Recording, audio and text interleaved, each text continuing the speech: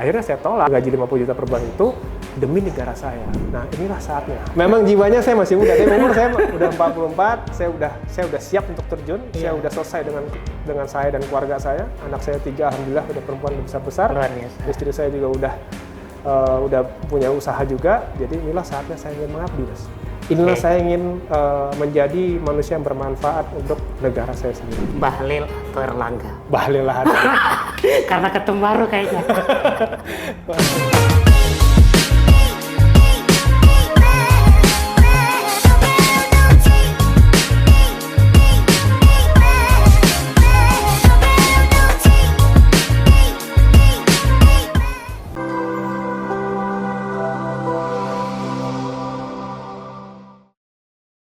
Selamat datang di CPP Talk edisi janji anggota DPR.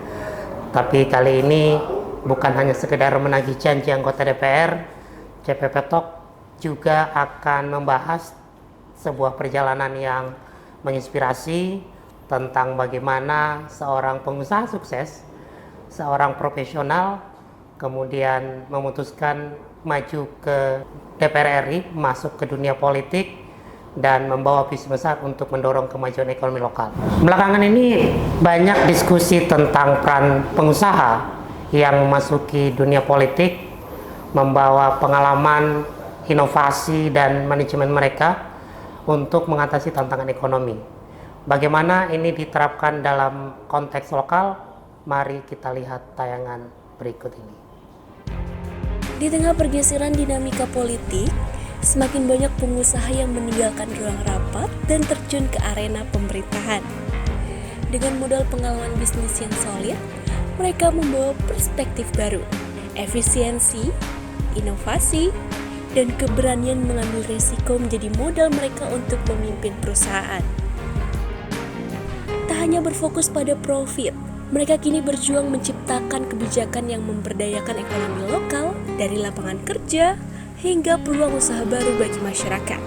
Dari bisnis ke politik, para pengusaha ini siap mengubah tantangan menjadi peluang, membawa pembangunan ekonomi lokal ke tingkat yang lebih tinggi. Mereka yang pernah memimpin bisnis, kini memimpin perubahan.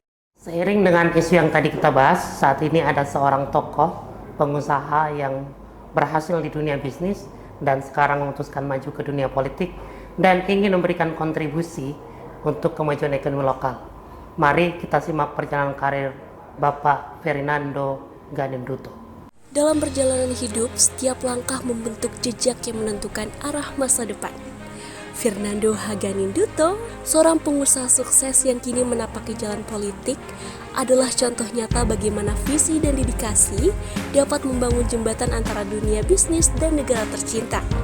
Lahir dan besar di Jawa Tengah, pria yang akrab disapa Nando ini memulai perjalanan akademiknya dengan tekad dan semangat.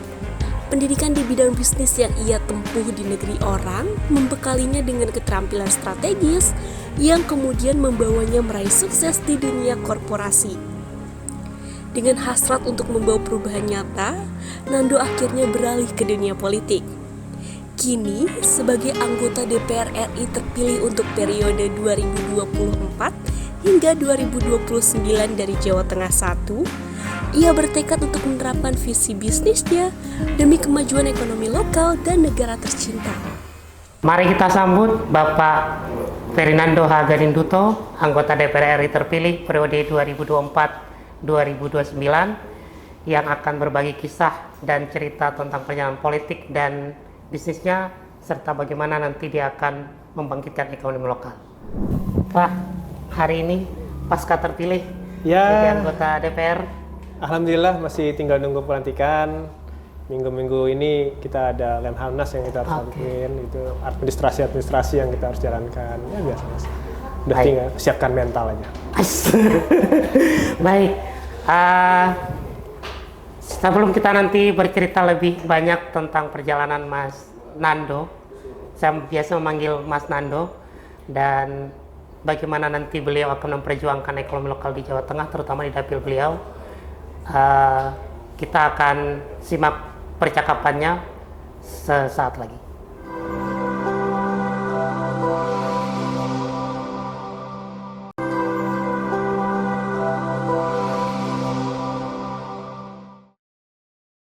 Baik, ini kita sudah bersama dengan Bapak Fernando Haganindutto, BBA. Beliau adalah anggota DPR RI terpilih di periode 2024-2029 dan nanti akan menceritakan bagaimana perjalanan politiknya dan karir bisnisnya selama ini sehingga bisa nanti menjadi bahan, menjadi jalan untuk memperbaiki ekonomi lokal di Jawa Tengah. Apa kabar, Mas? Baik, alhamdulillah sehat. Nando, baik. Mas Nando, saya agak tertarik ini dengan profiling Mas Nando karena selama ini terkenal di dunia usaha, di dunia bisnis, tapi kemudian memutuskan untuk terjun ke dunia politik. Nah, ini kan memang fenomenanya banyak sekarang pengusaha-pengusaha kita, profesional kita yang masuk ke dunia politik ini menjadi satu hal yang positif, tapi juga mungkin dunia politik kan terkenal keras gitu ya, terkenal dengan biaya besarnya juga.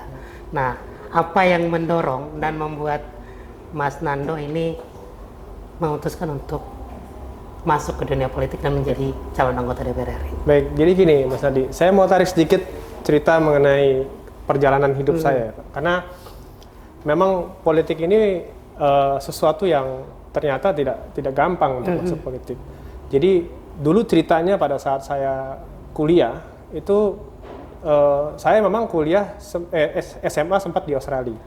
Tapi pada saat 97, kerusuhan 97 itu saya baru lulus dan saya lagi di Jakarta. Saya lagi di Jakarta. Tuh ya, demo-demo 97. Saya ikut-ikutan itu. Jadi saya pikir, wah ini kayak saya merasa saya mahasiswa juga, ya kan? Saya mahasiswa juga, saya datang ke sana.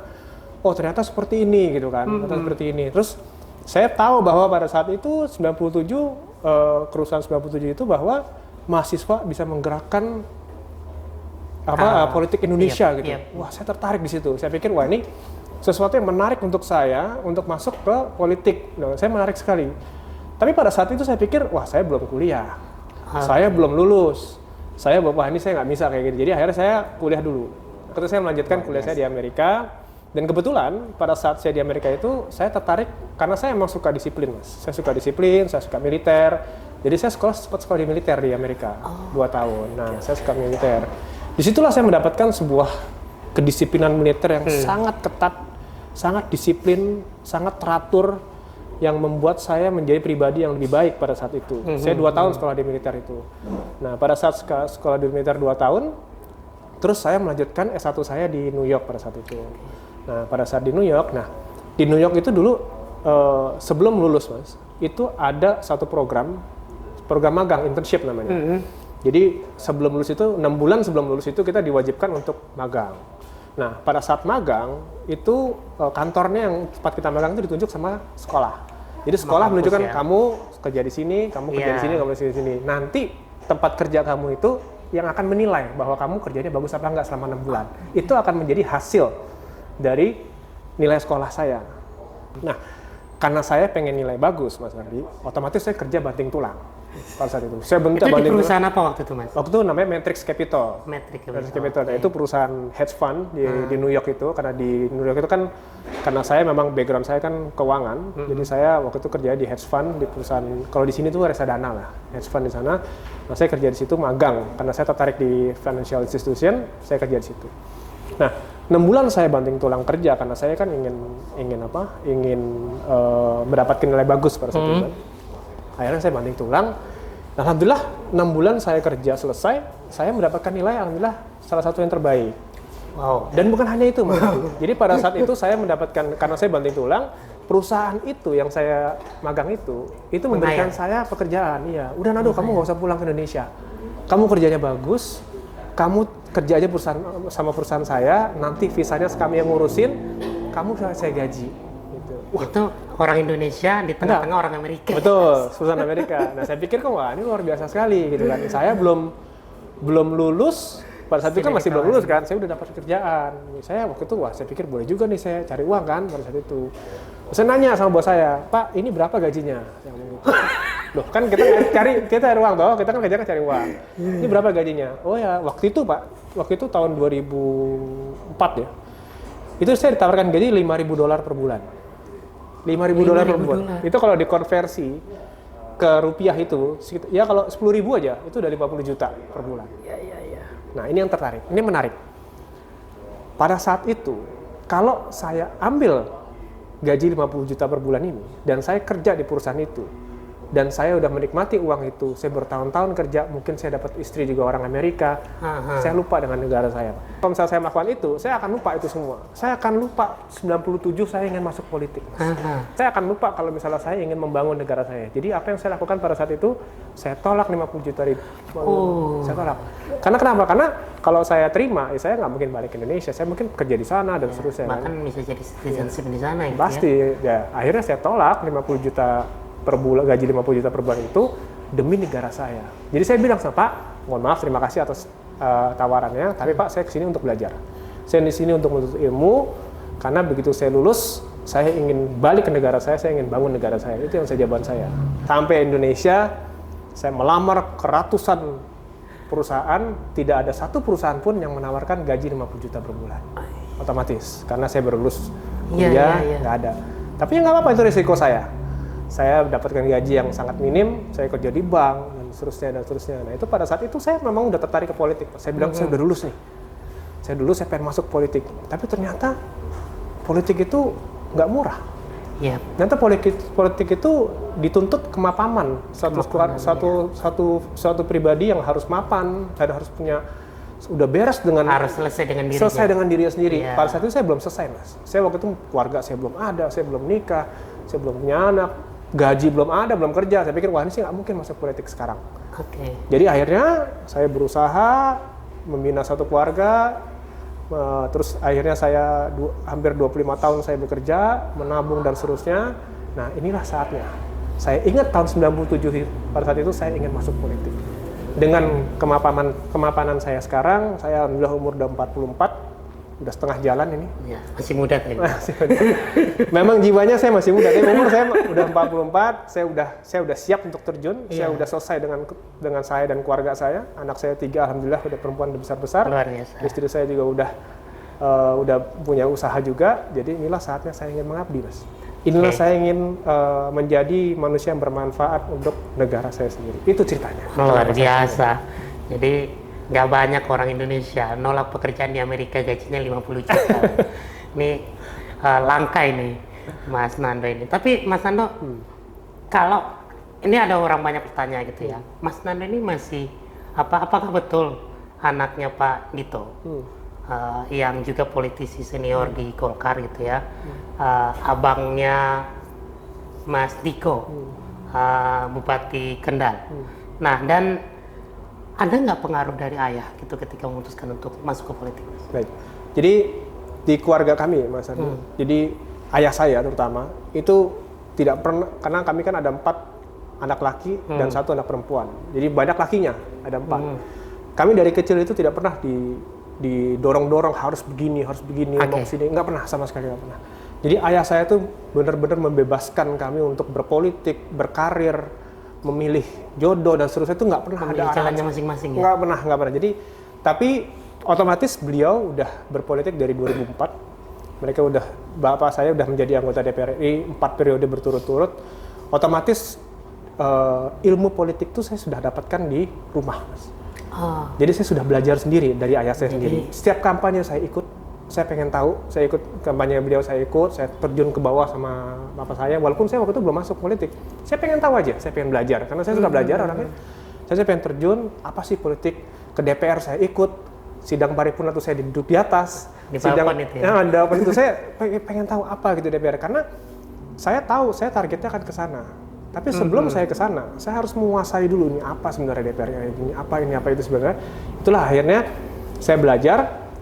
Dan akhirnya saya memberanikan diri tanpa ajakan bahkan suruhan dari ayah saya untuk saya terjun ke DPR RI. Jadi ayah saya itu hanya seorang idola saya yang benar-benar mengayomi kami, anak-anaknya. Tapi dia nyuruh, kamu harus begini, kalau enggak. Jadi benar-benar niat dari saya sendiri. Nggak ada juga misalnya ajakan, Nando masuk politik gitu, nggak ada ya Mas? Nggak ada. Tapi guru politiknya Mas Nando langsung ke pasti ayah saya, iya. karena beliau di rumah juga ngomong politik, saya nanya juga langsung dijawab, telepon juga langsung diangkat, ya kan? Jadi saya lagi nonton TV ini ada apa nih ayah, langsung saya telepon, oh ternyata gini ya, itu saya belajar banyak Jadi diskusinya langsung dengan politisi. Itu salah satu modal saya mas, kenapa saya bisa alhamdulillah sekali maju langsung menang. Itu salah satu modal saya. Jadi ini perdana mas ya? Perdana jadi caleg langsung terpilih? Langsung alhamdulillah terpilih. Luar biasa, ini juga barang langka ini. Ini jadi barang langkanya udah 2 nih sekarang. Nah, Mas Nando, jadi kita ini kan, Mas Nando kan dari Dapil Jateng 1 ya? Semarang, Kendal, Kabupaten Semarang ya? Jadi Salatiga.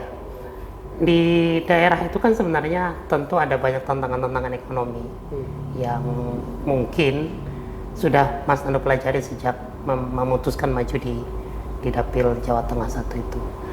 Nah kira-kira dalam riset yang sudah Mas Nando lakukan, gimana strategi untuk kemudian bisa membangkitkan ekonomi lokal, terutama di dapilnya Mas Nando itu, dengan tadi pengalaman panjang di dunia profesional itu Mas Nando? Jadi memang sebelum saya memberikan efek ekonomi pada saat saya terpilih sebagai anggota DPR RI, itu saya udah 4 tahun saya bangun bisnis di sana sebenarnya. Jadi saya udah punya bisnis di sana. Sudah punya bisnis. Itulah yang membuat akhirnya kenapa saya majunya ke dapil situ. Karena saya berawal dari saya membuat bisnis dulu di sana. Berarti sudah ada basis sebelumnya. Udah, saya punya perkebunan, saya menanam melon, saya di situ ada saya punya greenhouse di situ, saya bisnis di situ karena di situ permintaan melon sangat tinggi sekali, di sana bagus, ketinggian ininya juga bagus, airnya juga bagus, listrik juga ada, jadi saya bikin melon. Nah, disitulah saya mulai berkomunikasi dengan warga Kendal, saya punya rumah di situ, saya tinggal di situ. Jadi ini bukan pertama kali saya dalam kampanye itu datang ke Kendal, itu bukan pertama kali. Memang udah 4 tahun saya di sana, saya udah membangun itu. Jadi itulah saya udah sering komunikasi sama orang-orang di Kendal, saya udah tahu masalahnya apa, dan saya udah bangun bisnis bahkan di sana. Gitu. Jadi itulah yang membuat saya akhirnya, yaudah dapil sinilah yang saya ingin bantu. Gitu. Oke, tahan dulu ceritanya Mas Nando, nanti kita lanjutkan ke segmen berikutnya. Teman-teman tetap stay, kita mau mendengarkan juga bagaimana perjalanan politik dan kampanyenya Mas Nando nanti di segmen berikutnya.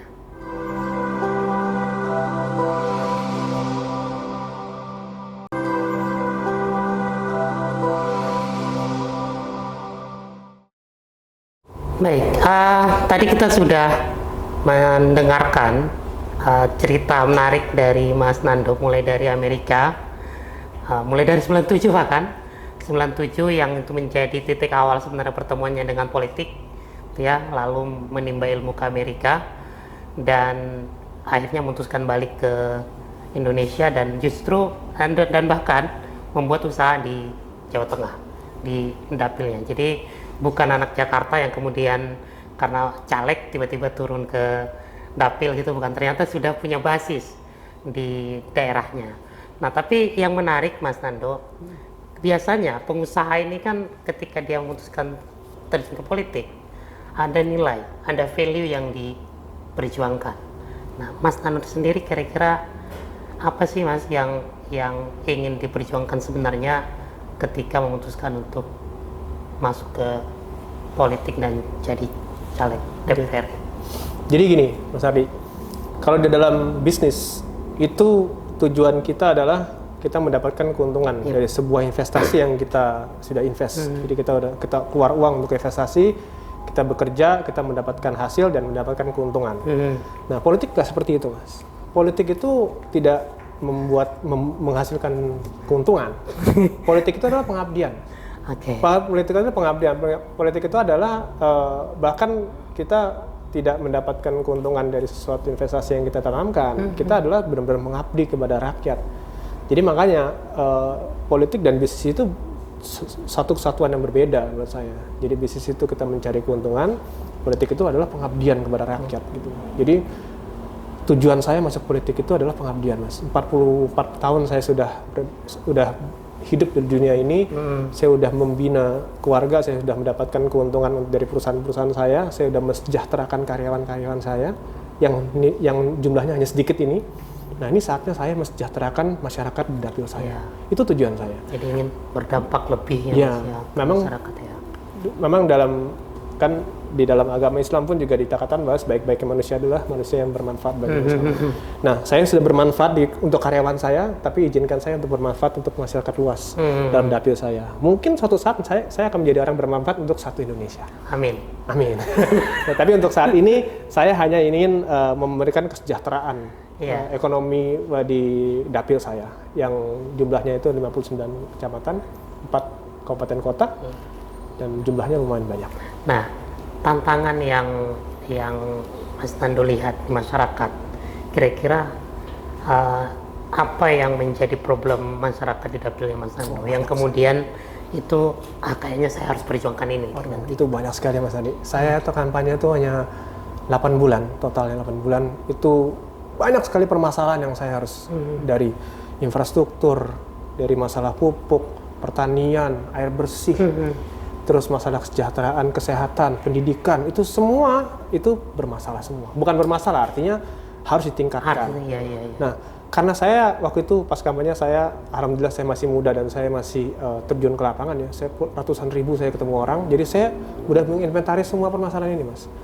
Saya udah menginventaris permasalahan ini. Jadi insya Allah nanti kalau saya sudah menjabat, sudah dilantik, insya Allah saya akan balik ke dapil saya dan insya Allah saya akan satu persatu saya akan mengurai permasalahan-permasalahan ini. Saya penasaran, kira-kira janji yang pernah disampaikan ke masyarakat itu mungkin banyak gitu ya, 1-2 nih Mas Nando yang mungkin bisa di-spill ke pendengar kita. Oke, jadi sebenarnya yang saya lakukan 8 bulan terakhir pada saat saya kampanye itu sebenarnya bukan hanya janji.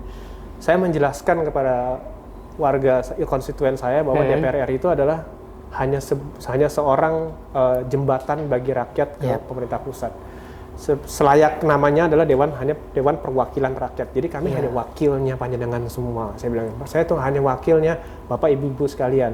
Jadi permasalahan apa yang akan saya temukan di bawah dari Bapak Ibu sekalian itu akan saya sampaikan ke kementerian atau di pemerintah pusat. Jadi saya tuh hanya jembatan aja. Jadi saya fungsinya hanya untuk komunikasi antara rakyat kepada pemerintah pusat, permasalahannya apa. Jadi seperti itu aja. Jadi menyambung lidah ya. Menyambung lidah, betul. Jadi saya otomatis nanti begitu saya dilantik, saya akan turun ke bawah, saya akan inventaris lagi permasalahannya apa, saya akan bawa ke Jakarta dan saya akan aspirasi itu akan saya suarakan. Jadi itu aja yang saya katakan ke mereka. Jadi saya nggak banyak ngumbar janji, Mas. Sambil saya sampaikan pada saat 8 bulan saya terakhir kampanye itu, saya menggunakan media Instagram saya untuk berkomunikasi dengan semua rakyat saya yang saya temuin. Jadi banyak sekali saya setiap pagi itu, selamat malam pagi Mas Nando, apa semua saya jawabin, Mas. Itu sendiri? Saya sendiri. Tanpa admin, Mas? Tanpa admin. Bahkan banyak semua yang kontak saya itu lewat Instagram saya. Jadi saya jawabin. Karena saya ingin menjadi anggota dewan yang bermanfaat, Mas. Bukan hanya seorang anggota dewan yang begitu jadi terus tiba-tiba menghilang. Saya nggak mau kayak gitu. Saya pengen seperti ayah saya.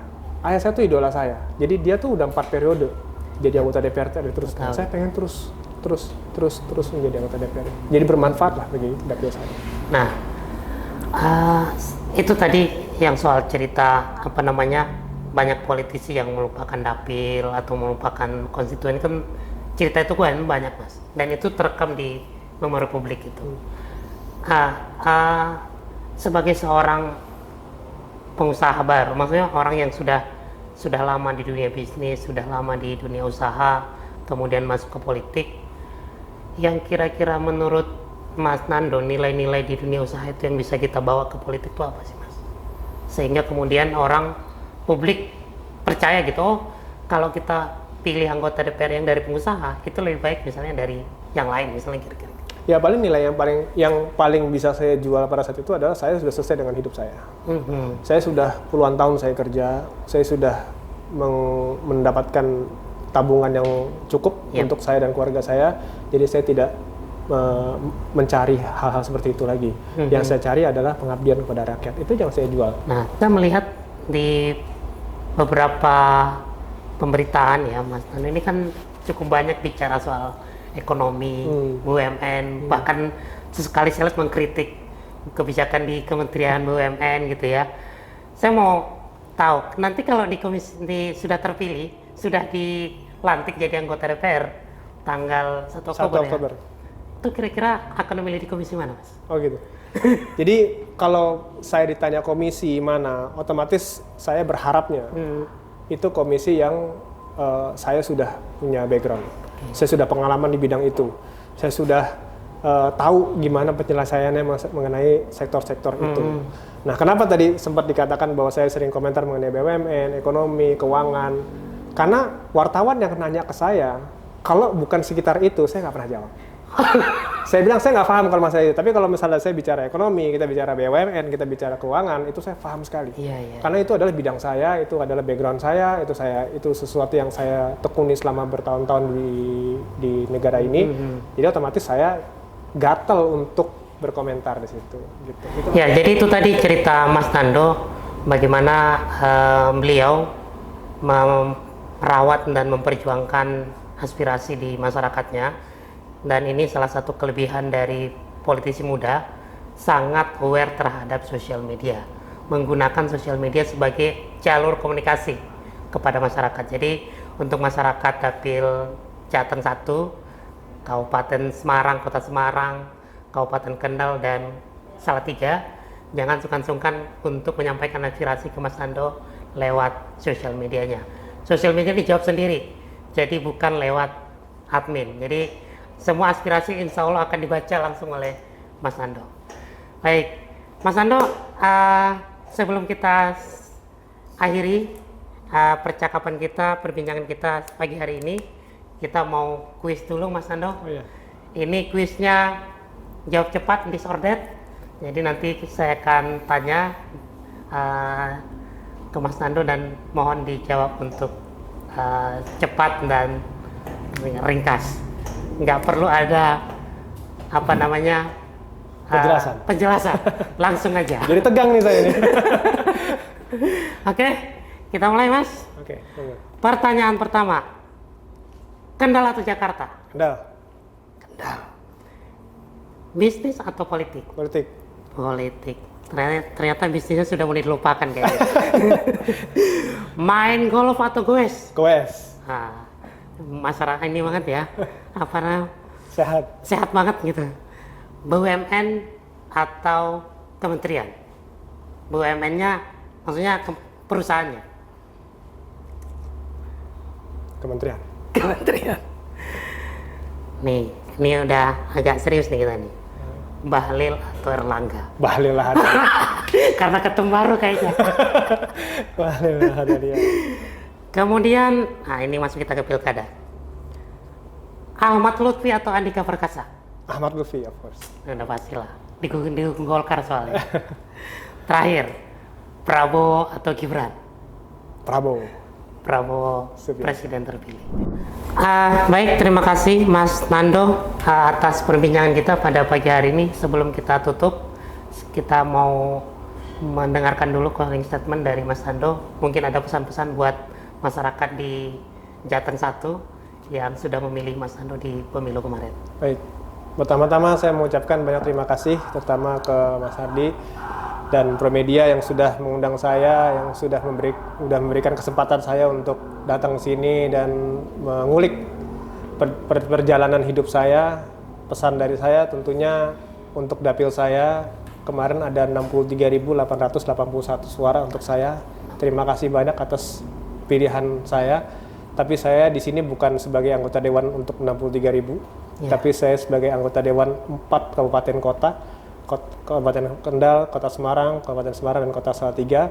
Jadi insya Allah doakan saya berjanji akan menjadi anggota DPR RI yang amanah, yang mewakili 4 kabupaten kota tersebut, bukan hanya orang yang milih saya, tapi seluruh warga 4 kabupaten kota tersebut. Jadi sekali lagi terima kasih, Nadi. Insya Allah nanti di lain kesempatan kita bisa ketemu lagi. Baik, terima kasih banyak Mas Nando sudah hadir di Promedia, dan ini sosok yang luar biasa, politisi muda yang mudah-mudahan apa yang menjadi aspirasi masyarakat Jawa Tengah 1, khususnya di wilayah Kabupaten Semarang, Kota Semarang, Kendal, dan Salatiga, nanti bisa dibawa ke Jakarta aspirasinya dan diperjuangkan, sehingga kehadiran Mas Nando sebagai anggota DPR RI periode 2024-2029 benar-benar dirasakan oleh masyarakat Jawa Tengah 1. Sampai ketemu di podcast CP Talk berikutnya. Assalamualaikum warahmatullahi wabarakatuh. Waalaikumsalam.